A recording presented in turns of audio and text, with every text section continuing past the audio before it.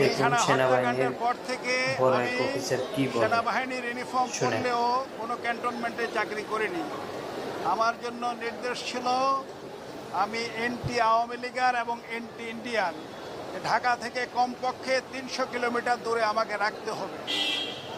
এরপর রিটায়ারমেন্টের পরে শ্রদ্ধেয় ম্যাডাম খালেদা জিয়া বিএনপি নেত্রী, তার নিরাপত্তার দায়িত্বে আমার সিনিয়র জেনারেল সাহেবরা আমাকে নিয়োগ করেন। এরপরে মামলার বিষয়ে ম্যাডামের দায়িত্ব আমি নিলাম। আমার উপরে চতুর্দিক থেকে শুধু ধামাকা, থ্রাস্ট এবং আঘাত আসতে থাকলো।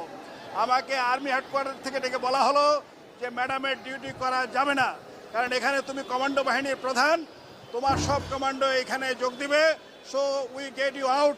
দেশের কোথায় চাকরি লাগবে, কয় কোটি টাকা লাগবে, আসো তোমাকে দিব, কালকে সকালে দিব। But madam Khaleda Zia, Tarique Zia